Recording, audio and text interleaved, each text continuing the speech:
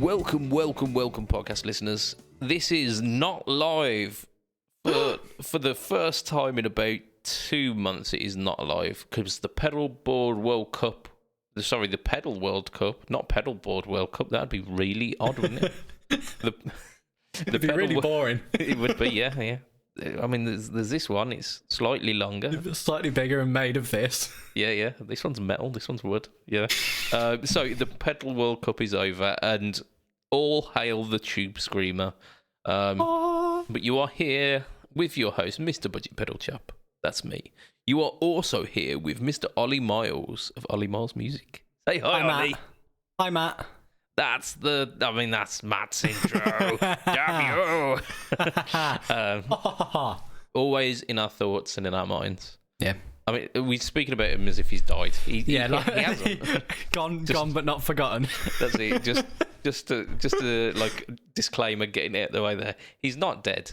Like we've mentioned a few times before, and we'll mention again just for good for the continuity. Matt is in in between lockdowns at the moment, and where he's currently at doesn't have particularly great internet. And like an absolute boss, rather than insisting that he comes on and having massive internet issues and problems like that, he just said, "You know what? You guys carry on. I'll join you back when I can. When he can, will be a glorious time." Be the Quinecast. Oh, we do miss him so. But like we keep in contact with. I mean, we're all on like various forums, aren't we? So it's yeah, we get some abusive stuff from him every now and then, so it's cool. yes, we do. Yeah. So this is Fret Talk 191, which is absolutely mental. We are edging ever closer to the 200 mark. That's kind of scary. It is, yeah. Like considering that I can still remember like one of those first casts where it was like really crappy sounding audio quality. And we were running through some odd like streaming software. Yeah. And it was all just like trying to figure out how this works, and largely nothing's changed. I think the audio might have got better. Yeah, just a little bit. We're using actual mics now. That's it. Yeah, rather than like headsets, like horrible USB headsets. Yeah. Oh dear. Yeah. Gone are those days, and thank God for that.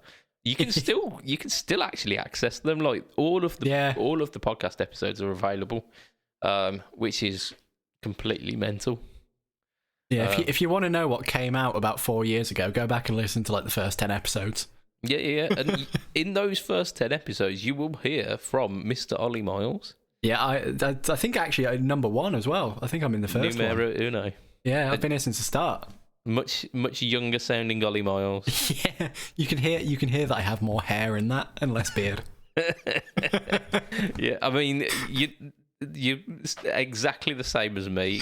To be fair, like I was thinner, I had more hair.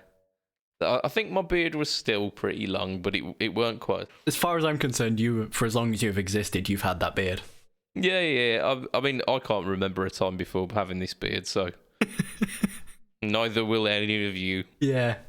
Right, let's kind of wrangle it onto some podcastiness. Of course. Because we are here to talk fret. We are not here to talk nostalgia. Not yet, anyway. When it comes to episode 200, we will revel. Oh, absolutely. I'm going to be here on episode 200. That you I'm going to do it.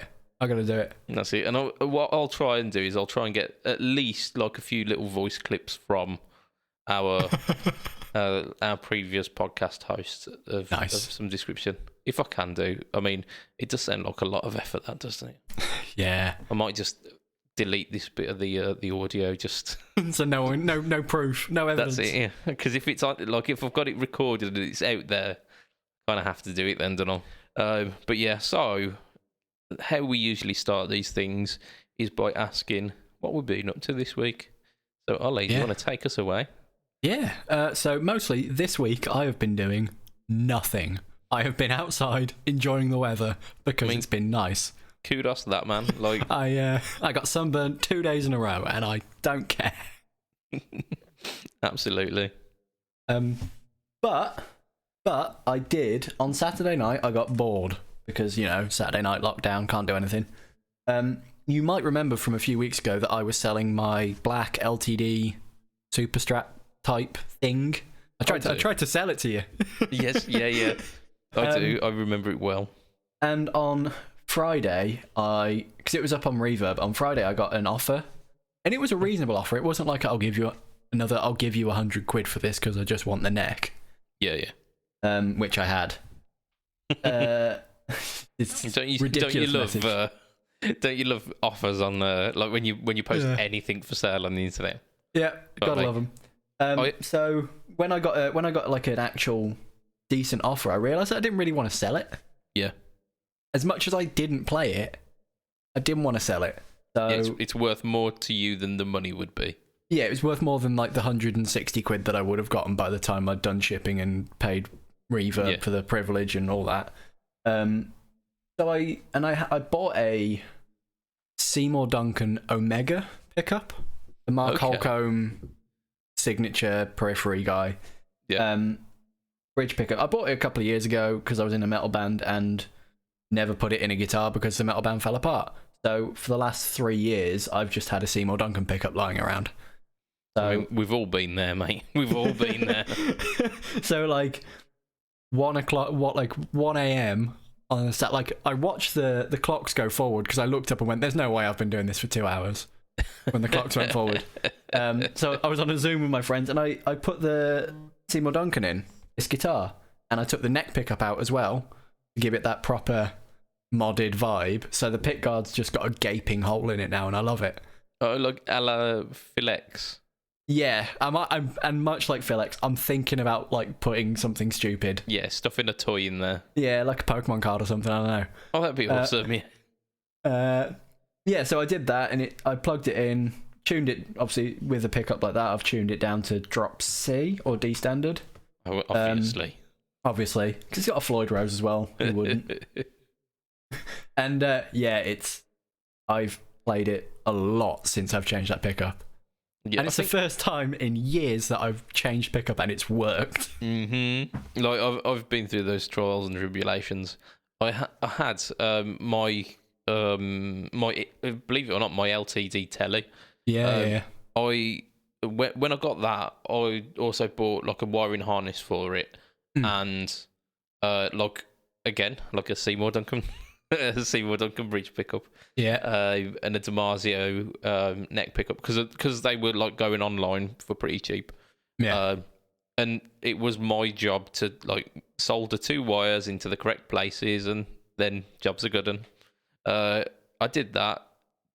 The phase switching on it was wired the wrong way, so when it was pulled out, it was in phase, and then when it was pushed in, it was out of phase. To be fair, that's quite cool. And the bridge and neck pickup were soldered in the wrong place. So the neck pickup was all the way up. All the way down where you'd expect the bridge pickup to be. It was not a pretty job. Even though I'd followed the instructions in the wiring harness, I am almost certain. Maybe I was holding it upside down. Who knows? Yeah, maybe. Yeah, you had the instructions upside down. Like there was a minor amount of swearing when I burnt myself, and it worked first time, and I was amazed that it worked first time. Yeah, and yeah, I'm so happy with it, and it's gonna get used a lot now. I think it's gonna, because my PRS, I don't want to take out gigging that much anymore. So this might fill that humbucker with a trem on it guitar void that I can use live, and I don't really care enough if something happens to it. Yeah. It's a beta, so it doesn't matter if it gets the knocks. Whereas if your PRS did, you'd be wincing a little bit more. My PRS has got some serious wear on it these days. But yeah, the LTD, like if someone nicked it after a gig, I'd be angry. Yeah, but it wouldn't be the end of the world because like my PRS is signed by Mark Tremonti, which that was a life event for me, having my number 1 guitar signed by my favourite guitarist. So I don't want to risk that getting broken or stolen. Whereas the LTD was like 350 quid from GAC. I can buy another one. Yeah, it's replaceable, isn't it? Yeah, it's replaceable. That the PRS isn't at all. Yeah. So this Seymour Duncan Alpha, was it? Or it's the Omega. The Alpha is the neck pickup. Yeah. So what kind of pickup is it? Is it ceramic? Is it Alnico? I think it's ceramic. Honestly, it's been a while. It was 3 years ago that I bought it, so I don't remember the exact specs. But yeah, I'm pretty sure it's going to be like an overwound ceramic. Yeah, hot. Yeah, it's spec'd for one of the guys from Periphery, so it's made for like detuned, so that it's got really tight low end. It's very mid-focused pickup, in my opinion. Yeah, I mean, ceramic pickups tend to have that kind almost kind of cocktail tone to them. And with it being it's a basswood body on the guitar as well, it's just ridiculously tight. It's perfect for that like double tracking guitars when I'm recording. I watched a video on double tracking this week actually. It came up in my YouTube suggested. Was it that pedal show? It wasn't. No, it wasn't. I haven't seen that pedal show in probably about a year and a half, 2 years. Yeah, that pedal show did a video on it last. Was it 2 weeks ago? I think. No, for some reason, my YouTube algorithm didn't suggest that one to me. It was a channel that I don't really know, but it was quite well produced, and it was well put together, and it was a chap showing, like in quite a scientific way, why you double track guitars, and he actually triple tracked it at one point. Yeah. So like at first, what he did was play this like generic rock riff into his DAW, like through some amp sims, and then like copied both like the track twice, and then panned it left and right, and said like, this is what like a perfect quote unquote double track would be. Yeah, and you'll notice literally exactly the same wavelength. Yeah, and he says, and it sounds better, and I was like, okay, it kind of does. But he says that's because it's louder, and louder things sound better. Like, not wrong. Yeah, that makes sense. Then he like recorded. In fact, actually, before he did that, he changed the amp that was being used for the second guitar, and that kind of widened it a little bit. And you're like, yeah, that's kind of cool. And then he did like redid the generic rock riff with the same amp, and it widened it again, and then he did it with like a second amp, it widened again, and then he triple tracked it with like two of the same amps going like hard pan left and right, and then the middle one being the different amp. And it sounded chunky. I'm gonna have to check that out. I'm always a fan of recording tips and how to make things sound as big as possible. Yeah. I mean, that sounded like it was an effort, but it sounded like a decent way of doing things. Yeah. I mean, I've done some double tracking before, but I tend to like cheap out on it, where I do that copying thing and tweaking some settings on it. But I think I might have a go at like properly double tracking some guitar. Yeah, it's good to like learn parts properly as well, to get things tighter than you just naturally would, because you've got to be you've got to be tight enough, haven't you? I haven't quite mastered the art of getting to quad tracking yet. That's the next level. That's hard. That's like extreme, like Meshuggah and stuff like that, isn't it? No, I think a lot of bands like Meshuggah, where there's still quite a lot of fidelity in the sound, that's double tracking. So when you start to like get to quad tracking, that's when you start losing. That's when it becomes the wall of sound, as opposed to like, oh, that's guitars playing parts. It's really good for like slower riffs, quad tracking, because it just becomes an assault at that point. I imagine it'd be quite good for like chorus parts as well, to just bring up the energy of the track to massive proportions. Especially if you like change the part slightly. So if you played it in like, if you played like an inversion of a chord or something like that higher up the neck, Yeah. And you start to just fill out all the frequencies, and that's it. Fuck you, keyboard player. One of them, isn't it? Yeah. So what you been up to this week then? I've actually, I mean, it's been a busy week for me. Busy week. I've been chatting with my my pal, Mr. Dave Rage, Andrzej Marchikowski. I can't pronounce his surname. No idea.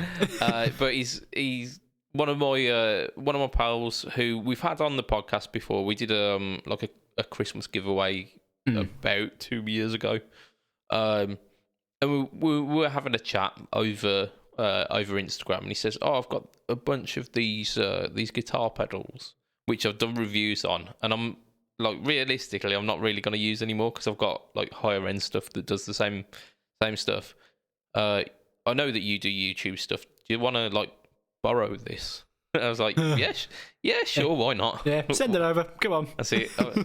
I've got like time to do stuff on the No Talk or Tone series, and just having material for it helps. Yeah, it saves me money having to like pay out for some stuff. Yeah, and that's the dream as a musician, is where your hobby doesn't actually cost money. Yeah, people just send you stuff because they think you're good. That's it. Yeah. Well, I mean, in this case, it's just a friends doing like scratching my back essentially. Yeah. But it's a bunch of these pedals from a company called iSet, which they're like a standard kind of mini pedal, kind of mooery. Yeah. So it is kind of that aesthetic, but there's pedals that I've not really seen within like the Moore lineup, at least anyway. This specific one that I've got in my hand is a Reverb, but it's got what looks like 9 different reverb options, whereas the Moore ones are like 3 or 4. Yeah. They tend to be. Have a spring and deal with it. That's it. Yeah. I mean, I had like way back. I had the Shimverb, which was the Moore, the little grey one. I think it was hinting towards a certain expensive, bigger boxed pedal. Yeah. But of course, it didn't get anywhere close to that.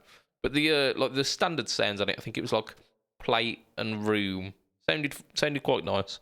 And then the shimmer just sounded.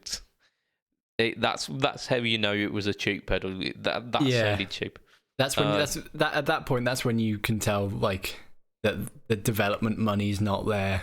Yeah, it's definitely not Strymon levels of R&D there. But yeah, I mean, so I've got a few of those through, and he's also sent me through some from his personal stash as well. Very nice. One of which was the one that's going up for the No Talk or Tone this week, which it's a pedal which I think I'm trying to word it carefully, but I think might be the best pedal ever. Really? Yeah. So it's what it's essentially it's the JSA dual boost. And what it does is it's got one side that's got like a really high headroom, kind of clean boost, which adds a presence to your tone. So you click that on, and if you set it like, even if you set it at Unity, it's almost like it's added a little bit of sparkle and a little bit of a more better pedal. Yeah, it's very much like that. It's like it adds a liveliness to your tone, and you're like, okay, so I'm keeping that on always. Yeah. And then the other side is a pretty standard treble booster. So it's not like a particularly fussy germanium unicorn piss diodes. It's just a standard treble booster, but quite a nice one. The standard fare, like you turn it up, it starts overdriving itself, but it's also kind of picking out those harmonic frequencies as well. So all of the kind of things that like tickle the Pickle? yeah tickle like they tickle the particular niche in which I sit in guitar. Yeah. Which is like, I want a really kind of straightforward tone, and then I want pedals which just kind of enhance that. And yeah, I say that kind of sounds like the kind of pedal where you'd put it into something a little bit dirty and you end up sounding a bit like Billy Gibbons. Yeah, you get those Billy Gibbons pinch harmonics going. Yeah, and by the end of the No Talk or Tone with this one, I do end up playing ZZ Top. So I mean, you've pretty much called it straight there.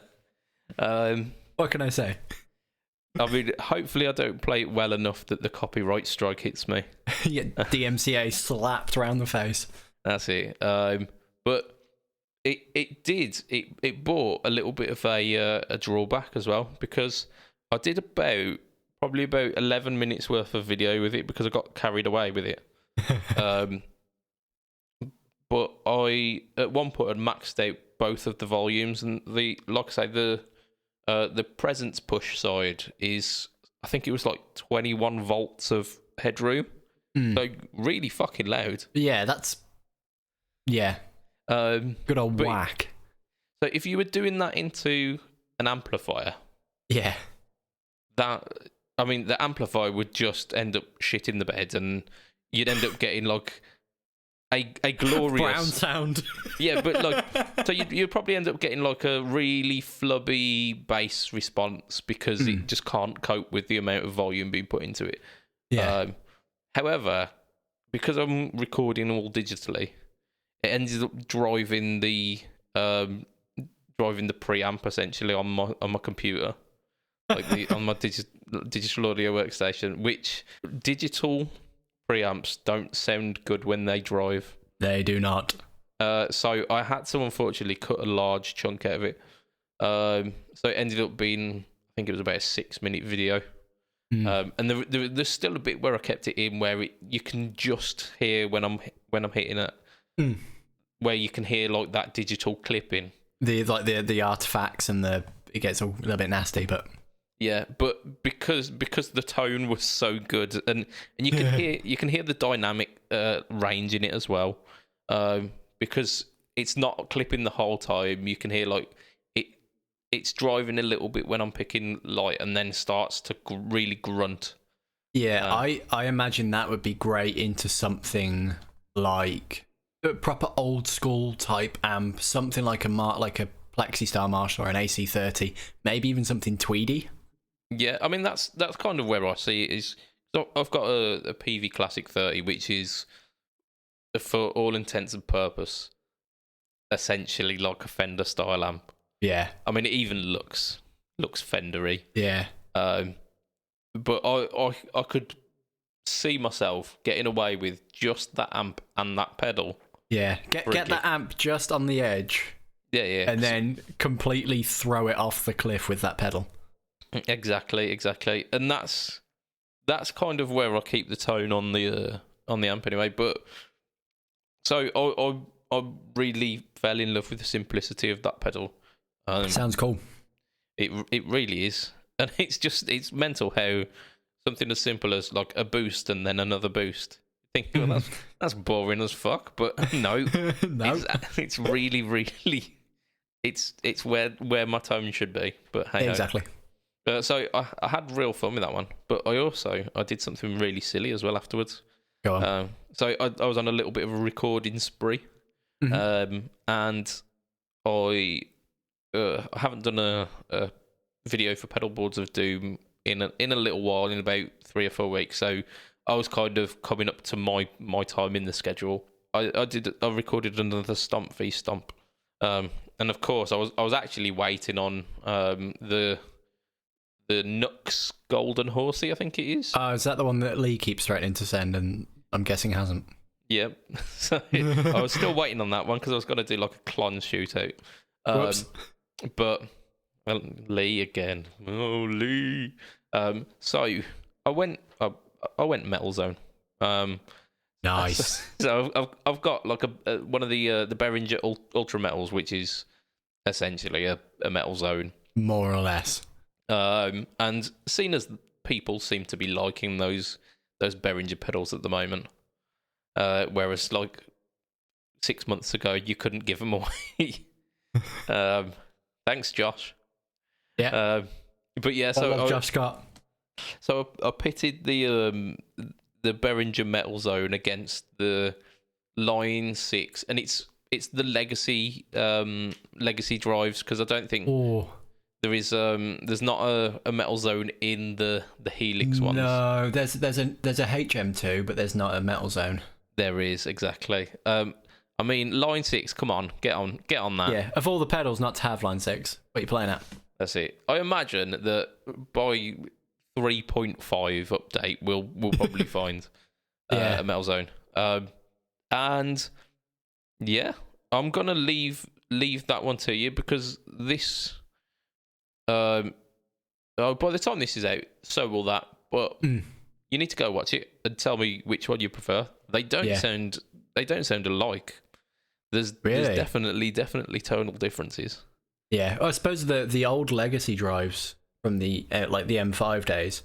I remember I've got a semi-broken M5 in a drawer somewhere. Like it's got the classic issue where it just starts having a little rave and the screen starts going nuts and won't turn on. Okay. Which happens a lot. I think it's a power issue or a foot switch issue. I can't remember which one it is. Yeah. And I've always meant to fix it, and I just haven't. And I have a HX Stomp now, which does all the stuff. I mean, you've literally got all of the models in I've got the next version of it. But I remember when I was getting the M5 that people were saying the modulations, the delays, the reverbs, like all the stuff that messes with your tone is incredible. Don't use the drives. Yeah. Don't bother with the drive. The Stomp v Stomp series has featured legacy drives in it before, and some of them are great sounding. Really? Yeah, some of them, like the first one I ever did with the Stomp v Stomp was a Tube Screamer Shootout, and actually all of the sounds that I demoed in that video, I would gig with. Okay. So, I mean, even the legacy green drive or whatever it was. Yeah. That green pedal. That's it. It sounded decent. I mean, there are some that don't sound exactly the same, but still have a sound. And I think the price point of the M series stuff meant that the digital audio converter, like the digital to analog converters, weren't particularly the greatest, but they were fitting within a price point. So I think they worked as a detriment to the drive signals. Yeah, like I remember the M5, it was £100. Yeah. I mean, I picked mine up for even less than that. I got mine for free. Someone gave it to me because it didn't work, and I never fixed it. Oh dear. Whoops. But there you go. I mean, I've got one kicking around somewhere, and again, like you say, for the modulation and the reverb, especially the reverb and delay, it's a completely invaluable tool. Yeah, I had a friend at uni who had so this was his pedal board. This was his rig. It was a 90s Strat, 90s Japanese Strat, a Victory V40. I think it was a Tube Screamer, or like the Maxon OD9 or whatever it's called. An expression pedal and the M13. I mean, that'll do it. That was his rig. It an overdrive, an M13, an expression pedal, a Strat, and a V40. And his tone was incredible. Yeah, I bet his tone weren't lacking. No, he was like the guitarist that everyone looked at and went, "I hate you." Yeah, just everything about you. You shouldn't be this good. You don't stop making us all look bad. Absolutely.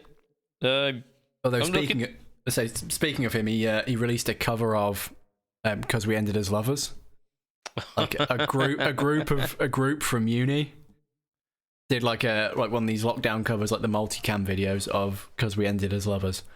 Oh my god, it was good. It was so good. I mean, that it takes some whammy bar abuse, that does, doesn't it?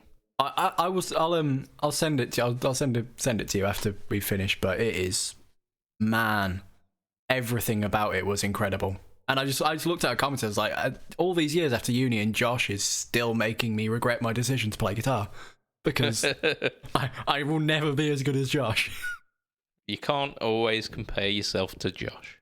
There's always going to be a Josh out there. Yeah, there's always going to be a Josh. Yeah, he's always going to be better than you. Usually, it's like 7-year-old Korean kids that you find on YouTube, and they're like busting out Satch, and you're like, oh, God, just fuck you. Like, yeah, that's it. That's the one. Yeah, that was Josh. Josh is the same age as me, and was awesome at guitar. He like obsessed with like Jeff Beck and all that. Like, he came from that. Yeah. Jazz fusion, Robin Ford, Jeff Beck, all of that side of things. Stevie Ray Vaughan, that era, and he could play. I unfortunately had lots of classes with him.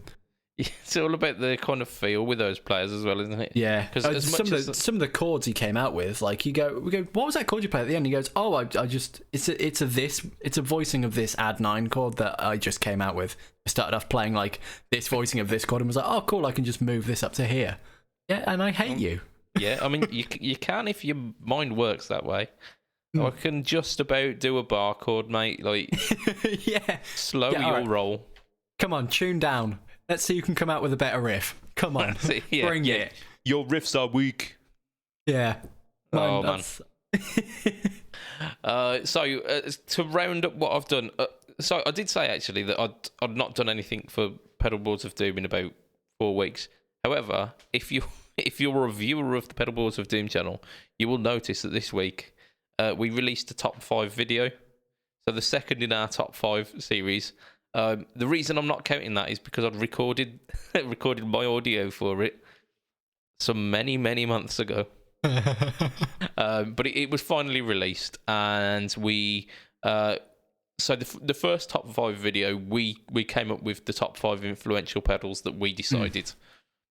The second one was all viewers' choice, so we took to the comments within that first video and chose like the 5 most popular choices, which we came up with some really good ones. Like there was the MXR Phase 90, there was the Univibe.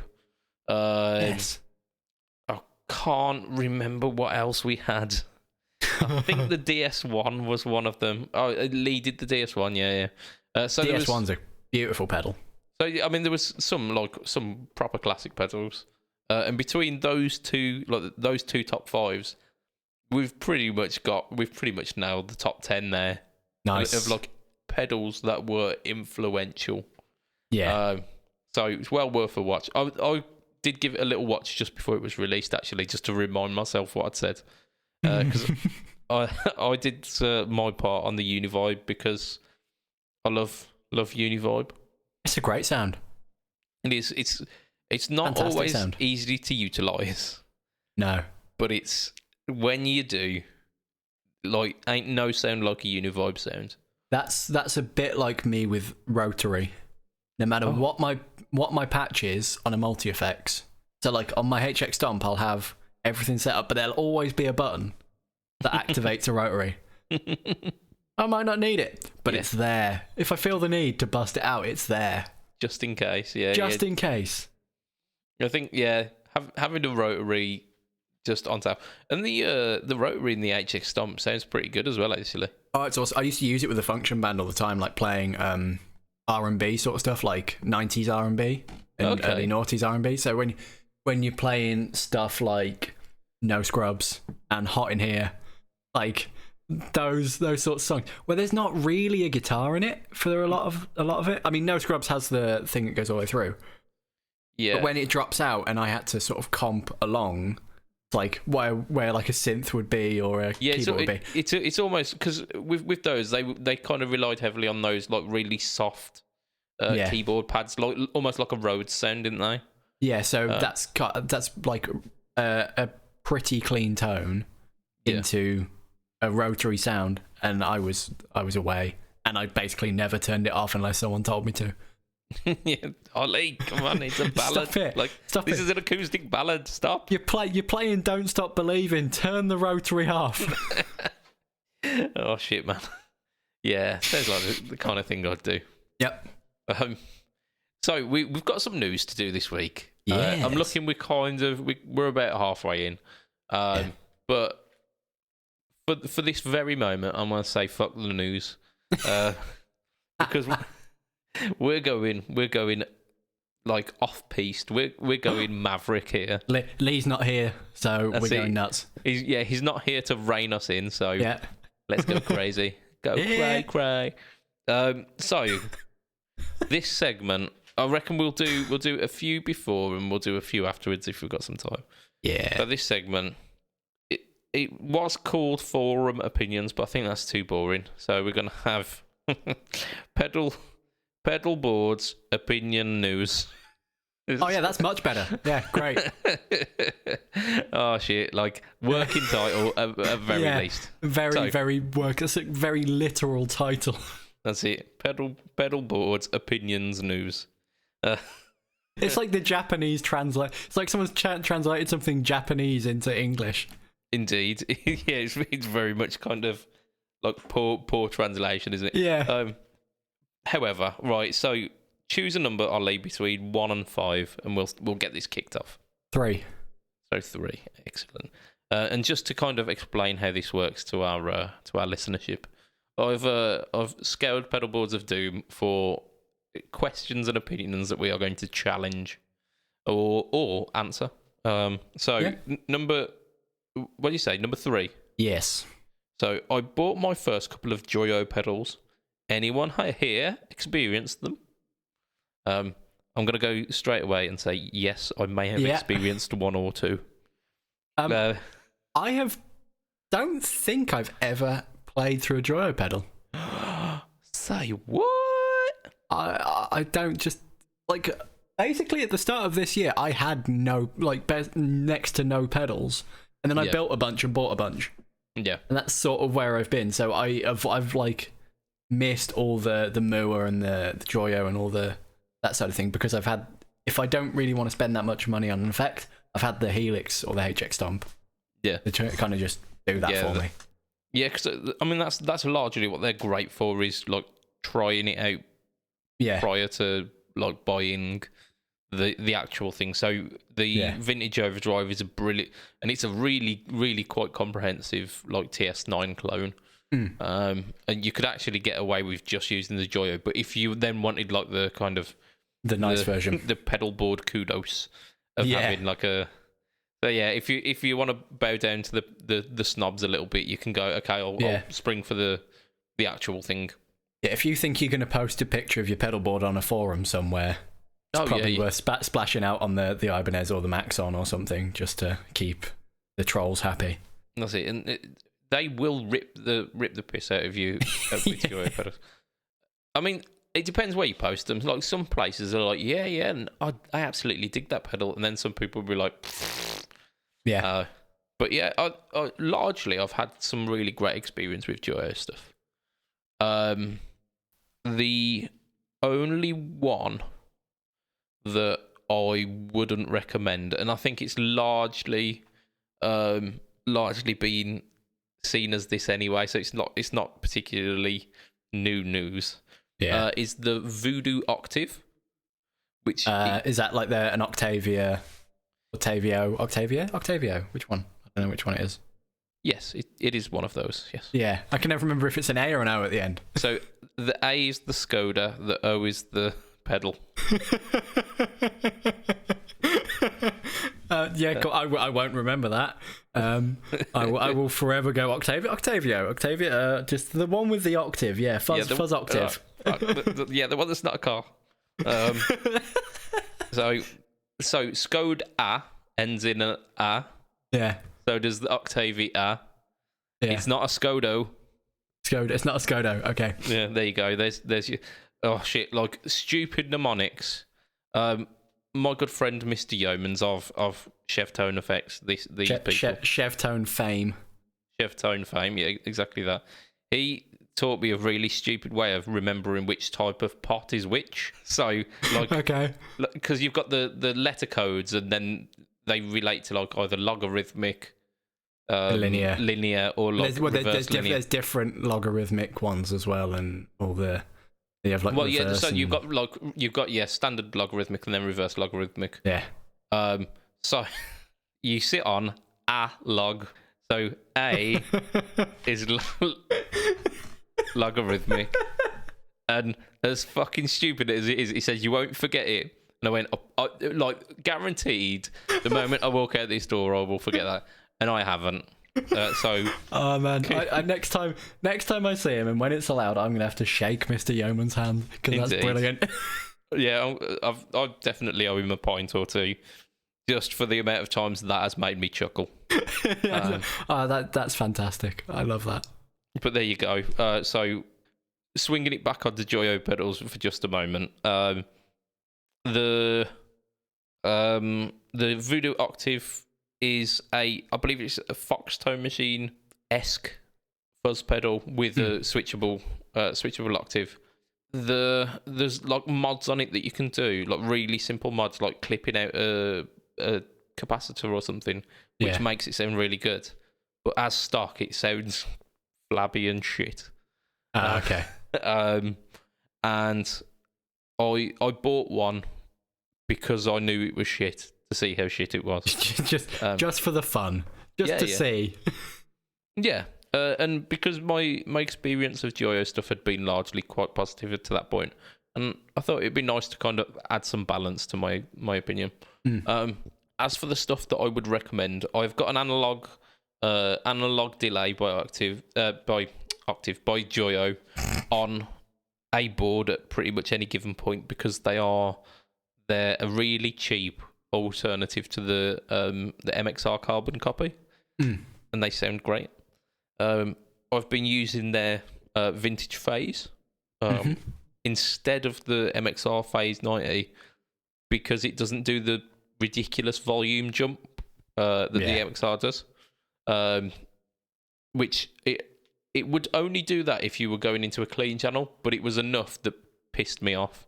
The fact that it was working as both a boost and a phase rather than just the phase. The fact it didn't do as it's told and was like, I'm doing this. It's like us going off rogue. I'm going to be a volume boost as well.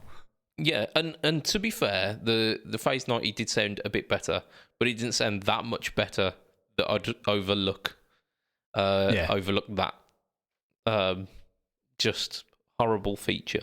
That's fair enough. As I mentioned before, the vintage overdrive, which is the Tube Screamer, fantastic. And a final shout out to the analog chorus, which I believe was like a CE2 clone. Nice. It sounded great. I actually sold mine because I have other choruses. Choruses or chori? Yeah, choruses. Like many choruses. But I would happily buy it again because it was really good.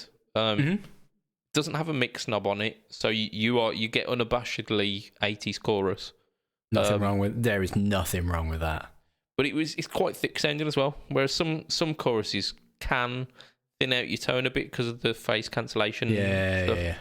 It didn't do any of that. It was really thick and lush. They got it right with that then. Yeah.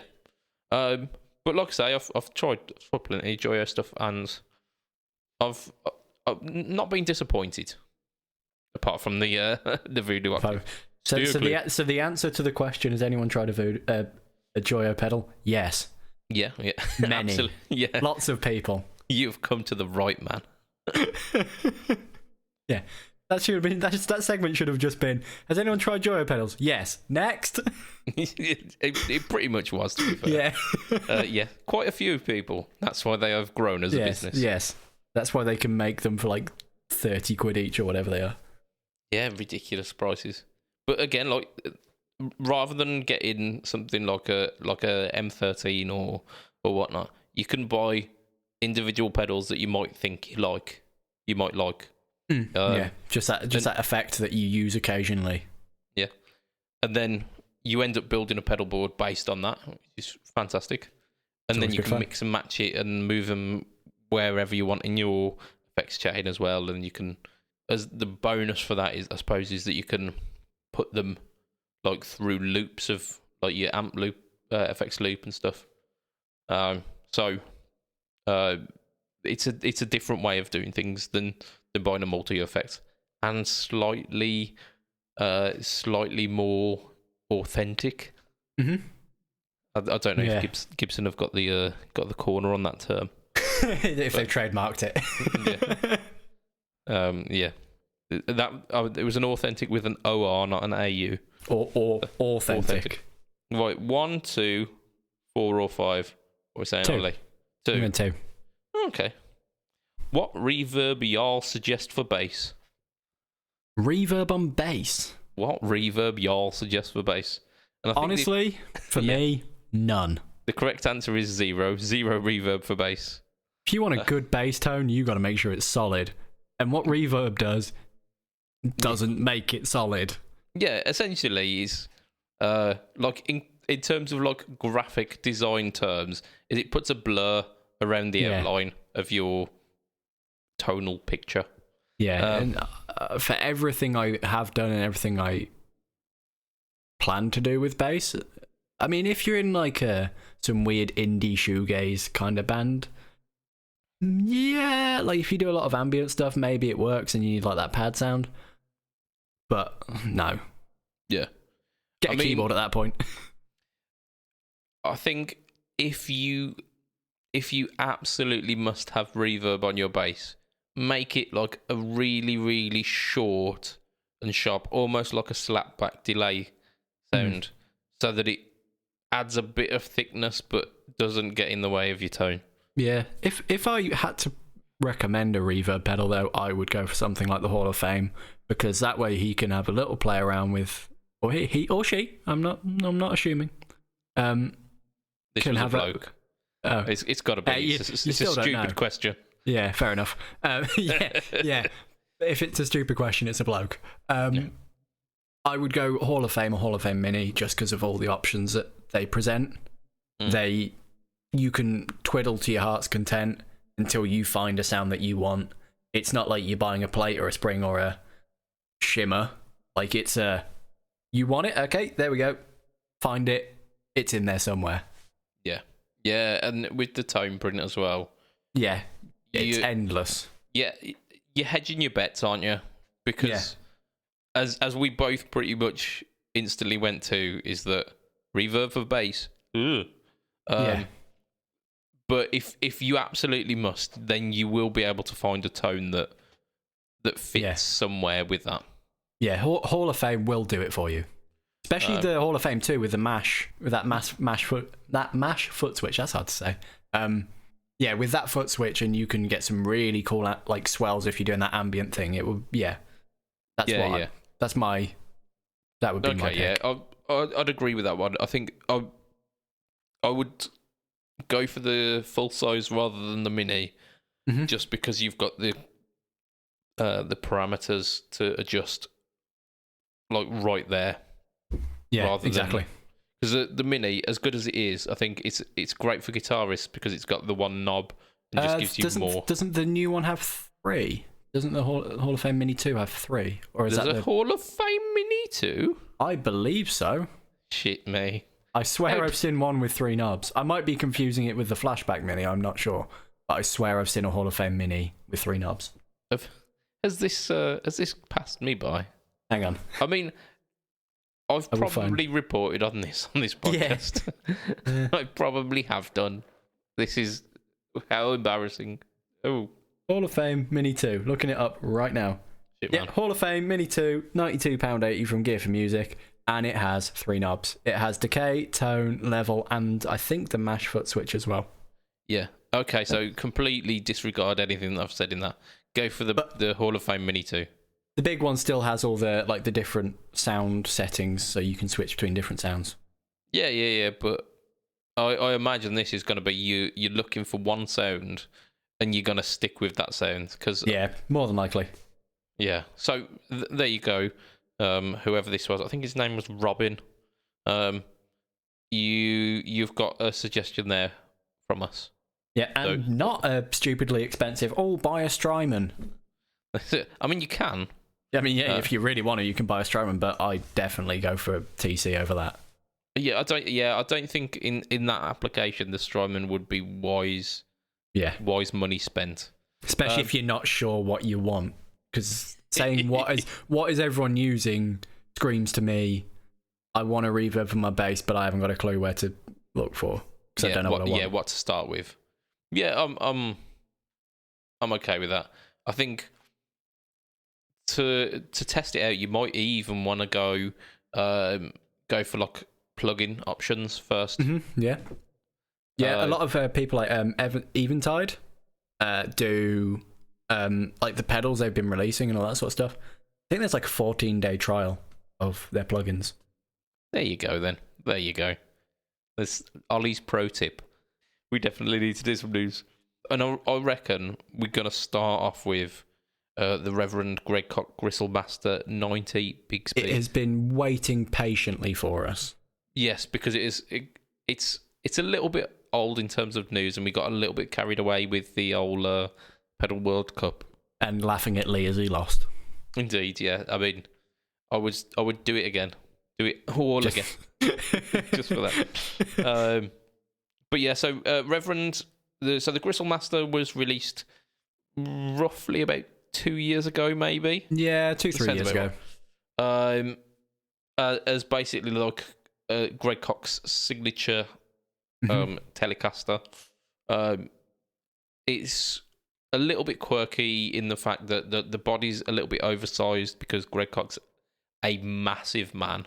I have seen the man in person. He is gigantic. He's huge. He's a tower of a man. He's like a foot taller than me. Yeah, I imagine he would be very similar for myself as well. And yeah, so he's a big man, and normal guitars just look a little bit strange. Yeah, so I think they up the area of the body by something like 10%. Yeah, I was going to say it's bigger by 10, 12%, something ridiculous like that. Yeah, so it's not massive amounts, but it then means that it looks normal on him. Yeah. And it's almost got like a Firebird-esque aesthetic with the raised kind of centre block. And I love that.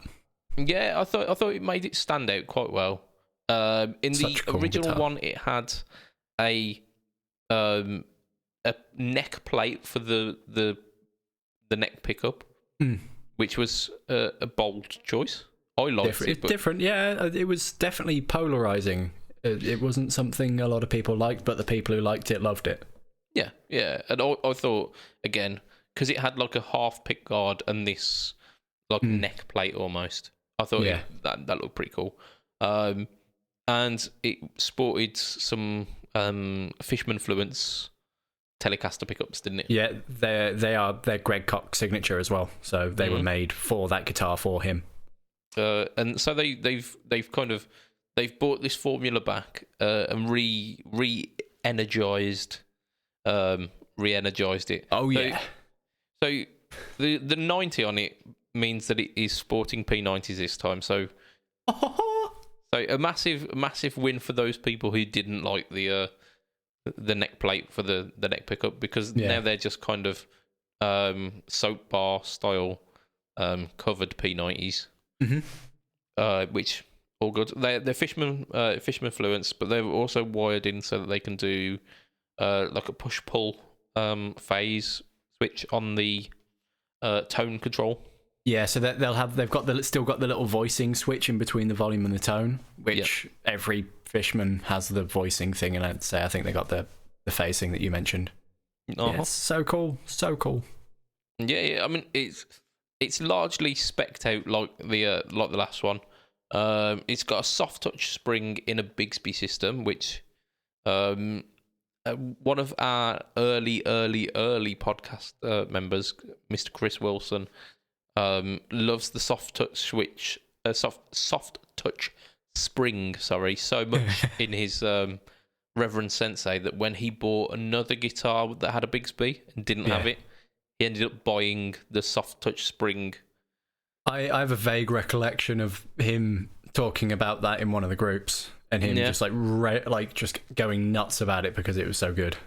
Yeah, absolutely. So he raved about that. So it's nice to see that that's a feature that they are continuing on with the Gristle Master. It's got a few new colours as well, actually, because the original ones had some. You basically had like red. I think it was like red, blonde, and blue, or red. Was it red, orange, and blue actually? But they had some really strange names. Oh yeah, isn't it like Wow Red? I think yeah, something like yeah. They've got like it's very Greg Koch of him. There's just the name of the color, but there's something stupid before it. Indeed. So with these ones, they're a little bit more reserved, and the color names are a little bit more reserved as well. So we've got Midnight Black, Venetian Gold, and Bradford Beach Blue. I've been looking at these for the last couple of weeks while they've been announced, and I am in love with that blue one. I think the blue one looks fantastic. To be fair, I think all of the colours really work well with it. Yeah. I'd probably choose the gold because I love gold. Yeah. Gold! But yeah, I wouldn't be unhappy with any of them. Yeah. But if you bought any of the others, you'd always be thinking about the gold one. Yeah, probably. So it's a set neck as well, which I don't think the last Gristle Master was. I don't know off the top of my head, honestly. Oh, I wouldn't want to put money on it, but I'd argue it in a pub. Yeah. I'm at that kind of commitment to it. So like standard appointments, I think it's got not a bone nut. I think it's got like an uprated nut, like a graphite nut. I think maybe. Yeah. It's got locking tuners. However, the price tag of the last one was about 1,300, wasn't it? Yeah, it's like 1,200. But I know where you're going with this, and I will make a counterpoint when you go on. No, you're about to say, because on the website it says it's something like $2,000. Yeah, so 2,159 is what I've got as the dollarage. So if you look at the Reverend website, I remember it was Mr. Gray mentioned this in one of the threads in one of the groups. He pointed out that it says that it's a ridiculous amount of money, but if you look at the normal Gristle Master, that says it's like $1,900. Okay, so they've all gone up a bit. So it has the potential. It might still be over $2,000, but judging by the website and looking at the Gristle Master's cost on the Reverend website, there is a chance that it could be like 200 quid more than a normal Gristle Master, but we don't know for sure yet. Okay. Let's just assume that the information that we have got is correct, and that we're looking kind of roughly $2,000 for it. All of the Reverend stuff are still Korean made, aren't they? Yeah. So it's a lot of money for a Korean made guitar. And it comes back to this kind of snobbery that we've got over like country of origin. Because if that spec guitar was coming out of the Gibson factory, for example, you'd go $2,000.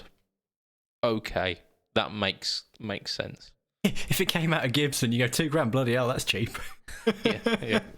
Is this the studio model?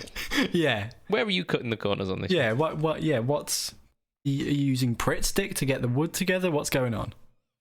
So, for our American listeners, Pritt stick is kind of like the stick of glue. I think it's quite a British, like Yoo-hoo, I think is the kind of universal one. No idea. Yoo-hoo was the one that smelt like vanilla. Because after the 90s, they took all the solvents out of them. They took all the good stuff out of it. That's it. You ruined it for everyone. Arts and craft wasn't the same anymore. Yeah. Used to really enjoy it before that. So, I mean, what are your alternatives for something that's like this? Like at that price, like American Fender, and if you're lucky, you might find like an X-Demo Sir at that level. So if I'm looking, like, so not necessarily the body shape, but like two P90s and a Bigsby. And I think you could get. So the Gibson SG Special is that, but without the Bigsby. I was going to say that you can get a Les Paul standard 50s without the Bigsby with two P90s for $2,000. There you go. So I mean that's, but again that's US made, that isn't it? The SG Special is, I think they're about 1,300. Yeah, and you could get a Bigsby for like an extra 200 on top of that. So you'd be saving a bit of cash. Yeah, it's that's what makes me think that Gray might have been right.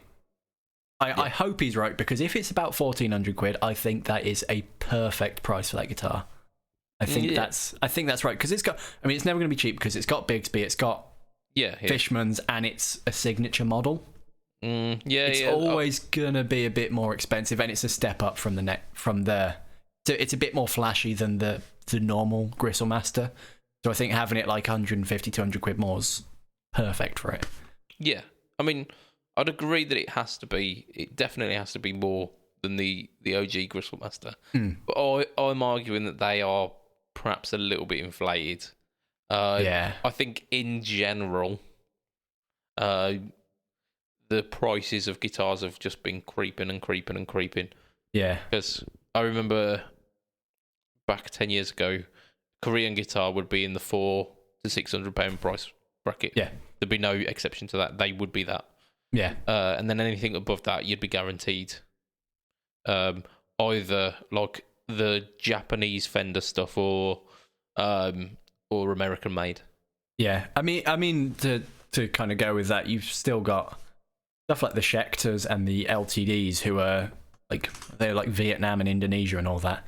And you can drop a solid grand, at least 1,200-1,300 quid on an LTD or a Schecter that's not made in America. Are they not at that price point? Are they not the American ones? Are they not the EC? So they're still like the EC1000s, and they're still at that point. They're still in like the Eastern factories. Oh, are they? The next, so when you start getting to the Japanese stuff is when I think they're called E2 at that point. But like I say, you can still spend a lot of money on those kind of guitars, and they're still coming out of those countries that people might still have a bit of snobbery about. Yeah, so I mean, it begs the question: is it time to let go of that that kind of stigma? And I think the reason for it is simply down to the fact that if you're like a British made or an American made instrument, you're paying for British made or American made labour, which we know there is a standard of like minimum wage cost. Yeah, it's more expensive. More expensive to pay people to make it at that point. That's it. It's more expensive to pay people a living wage. Damn it. Yeah, damn minimum wage. That's it. But I mean, those jobs are like, they're skilled jobs, so they are going to be getting a livable wage to be working there. So and you can't really deny that of people. And I assume that the countries, the Far Eastern countries, are kind of meeting that standard now, where their labour costs are going up as well. Yeah, that's probably it. Like could even just be something as simple as like the exchange rate. Yeah, all these folks, especially with our recent going-ons in the world. I mean, we're not necessarily in the strongest point for like international trade deals. So yeah, it could be any number of things, but I definitely think that it's now time. If you go into a guitar shop and pick up a guitar, and you think, that looks good, I can afford that, all this plays good, don't look at where it's made, whether it's made down the road or whether it's made on the other side of the world. If it's a good guitar and you like it and you can spend that money on it, I think go ahead and do it. We're getting to a point now then where if those Far Eastern instruments are being, like, they're charging like $1,000 and above for the kind of top spec stuff. There are like small British luthiers who will make guitar to your spec for that. Like Yeah. £1,400 would probably get you a Loxley handmade Yeah. Strat or Telly. Yeah, that's a good point. Yeah. So where do you then put your money? Like, morally, it's probably I think just find what's right for you, and if what's right for you is having a Telly made for you by Loxley, go Loxley. But if you want that EC1000 in the crazy silver sparkle finish or whatever it is, and it's the same money and it plays well, buy that. Like, do you? Don't care what other people think. That's the moral of the story. That's got a real kind of after school special feel to it, that has. But yeah, it is. Like, if you're someone who looks at the back of a headstock and goes, oh, it has to be made in America, buy something that's made in America. Yeah. If you're someone who doesn't care, find something that you like, and if it plays well, you can afford it. Don't knock it. Yeah, I mean, I'm kind of playing devil's advocate at the moment with the kind of comments that I'm expecting to hear about that. But my go-to guitar for the past kind of 6 months or so has been the Variax, which is like it's not a particularly expensive instrument. Yeah. I don't even know where it's made. I think it might be Indonesian. There's absolutely nothing that you'd class as remarkable about the production. Yeah, that bass I bought a couple of weeks ago, or like a couple of months ago now. That's Indonesian. The Strat, the LTD, sorry, that I modded is Vietnamese. I mean, this room I have also got a Japanese Telly and an American PRS, and they hold up with it. Yeah, easily. So yeah, figure it out for yourself. It's a personal thing. Yeah, and like my other go-to guitar again would be that Vietnamese LTD that I've got. Yeah. So I might be suggesting that duck and cover for the comments this week.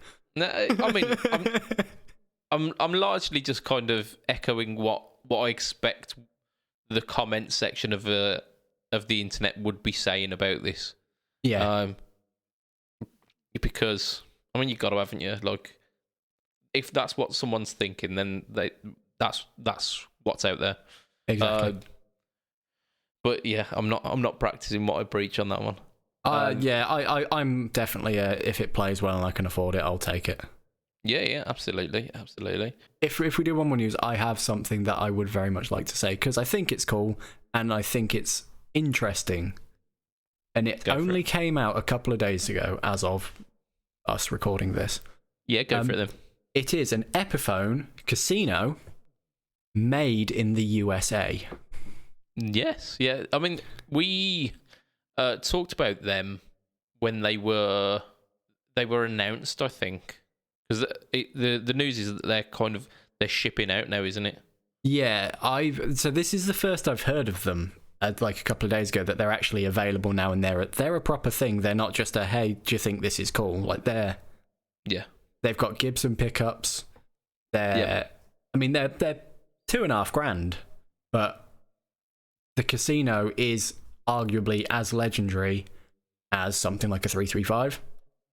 So have one at that spec before this, you'd have to either just buy a normal Casino, or you'd have to go old school and find like a really old one, which could have all its issues. The fact that they're doing it, I'm guessing from the Gibson factory, I'm not sure. It looks fantastic. Absolutely fantastic.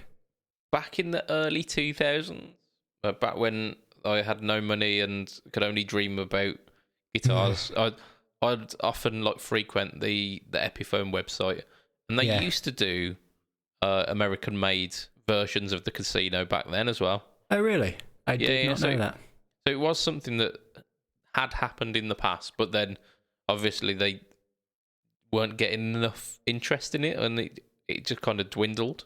Yeah, I think with the rise of a lot of artists that are around now, like a lot of artists who play guitar themselves live are using stuff like casinos because it's a cool guitar. Yeah. I mean, Gary Clark Jr. had his was a 339, weren't it? But yeah, he had an Epiphone. A small person's 335, yeah. Yeah. It's 335 for me. I don't trust them. The body's too small. It is. I'd have a 335 all day. But yeah, this Epiphone made in the USA casino. If you like the casino, but again, getting back to the snobbery, if you're looking at a casino and going, oh, I'd like that, but I want a nitro finish and proper pickups and blah blah, yeah, going through all that, absolutely this. Yeah, if you're like a massive Beatles fan, or like you're into that like indie guitar heritage, yeah, and you knew that the casino was the guitar for you, that you wanted that full hollow P90s, yeah, the openness of the full hollow rather than the center block of the 335, and yeah. You're still saving a bit of cash on the 335 because they kind of push the $3,000 mark all day, every day. Easily. At that point, yeah, you want to be looking at, like, if you want a 335, there's plenty of brands you can look at that are much cheaper and still as good. But I think that this, personally, I'm not a casino fan. I will put that out there. But I think if you are a casino fan, this Made in America version, if you want a proper, I don't want to say decent casino, but if you want like the next level, yeah. If you want to move up to those specs that all the purists rave about, absolutely go and buy one of these, because I have no doubt that it will be fantastic, especially with the way Gibson are now, because they're on a roll. Yeah, they've definitely been on the up and up the last maybe 2 or 3 years. Yeah, since they got taken over, and this, I'm seeing hints of Gibson all over the description, talking about it's even got Gibson strings on it, and so it's got the Gibson P90 dog ears. Do it. Absolutely fantastic. Yeah, I think it's very much an investment piece, isn't it? Like if you want to just go out and like you want a bit of a beta, you go for like the standard Epiphone line, the kind of Far Eastern stuff. Yeah. If you want something that you know that you're going to be like 20 years from now is going to be like the jewel of your your collection, then yeah, something like that would be really good. Like when you buy your first expensive guitar. Yeah. Yeah, of course. I say I absolutely think it's fantastic. Yeah. The Epiphone are going to sell quite a few of those, and I wouldn't be surprised if we start seeing a couple of the other like old school Epiphone models. Is it the Wiltshire and all those? Yeah, so there's the Wiltshire, the Coronet, and the Crestwood, I think, that are all the same body shape but different pickup configs. Yeah, I think if this goes well, I would quite like to see Epiphone expand Epiphone Gibson expand the range just a little bit to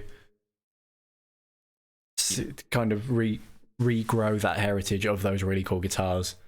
Yeah, look, have some more expensive versions of them. Yeah, look, re-establishing the kind of the heritage of Epiphone. Yeah, and I think that's something Gibson definitely want to do with what they've done with Epiphone over the last few years. Yeah, defo. And that's a lovely place to end the podcast, because it's nice ending on like a warm news segment. Thank you so much, all of you, for joining us on this journey. Thanks for being with us and getting this far as well, because this is quite a long. It's a good one. We're making up for some of the shorter podcasts from the last couple of weeks, which yeah. So like massive thank you to you lot, and an even extra bigger you to the, because yeah, that's how grammar works. Yeah. An even bigger thank you to the Patreon backers, because you are the people who keep the lights on. And because this is an audio podcast, you can't see those lights this week. But believe me, there are lights. He is not sitting in darkness, I can tell you that. Indeed, yeah. Ollie has vouched for me here. So I would like to extend a personal thank you to those Patreon backers. And those people are Mr. Andrew Bimson, Mr. Adam Yeomans of Chevtone Effects, Mr. Doug Christ of 37 Effects, Mr. Hugh G-Rection, every time, Mr. Ben Fletcher of Fletcher Pickups, and Mr. Brian Gower of the Tone Jerks podcast. Yeah. And for as little as $2 a month, you can be one of those cool kids too. Yeah, you can. If you want to catch me online, it is Facebook, Instagram, and YouTube.com/BudgetPedalChap. And YouTube is the home to the No Talk Alternate series, which this week features the JSE Joule Boost, which I don't think I'm wrong in saying could possibly be the greatest pedal ever. I'm gonna have to watch that video. Indeed, you shall. I'm gonna have to find out. And you do too, listener, but not whilst you're driving. Pull over. Yeah. Ollie, you are Ollie Miles Music. I am indeed. Things. Facebook and Instagram. That's the one. Yeah. Nailed it. So, from myself, Mr. Budget Pedal Chap. From Mr. Ollie Miles, Ollie Miles Music. That's it. I mean, he smiled. Yeah. I smiled. You might hear that in the audio. You might hear like my mouth opening. Yeah, you can hear the ding. The smack. I mean, at least wait for the podcast to be over before you start doing smack. Damn it, Ollie. I've been doing it on podcast. I wouldn't. In your rock and roll lifestyle. Yeah. It will be a tatty bye and good night for this week. Ta-ra a bit. Even though we're not live, I'm still gonna wave. always do. Always wave. Always, yeah. Or like never not wave. Smile and wave, boys. Smile and wave. Thank you for lovely. Yep, that's me. I forgot your message from before the cast. We've got a shit joke to get through here. Of course. A shit joke. Tom's shit jokes. That's where I get them from. Come on, internet. Doop-a-doop-doop-doop. Oh, we just...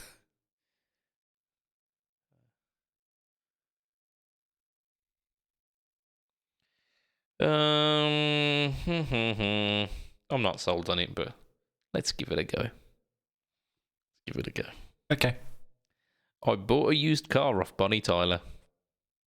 It's mostly fine, but every now and then, it's falling apart.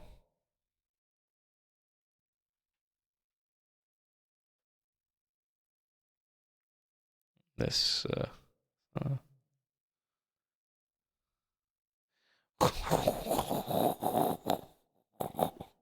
can't say that one. I've got some really bad ones. Go for it. No, as in like the ones you cannot say. Here we go. I tried changing my password to penis. The computer told me it's not long enough.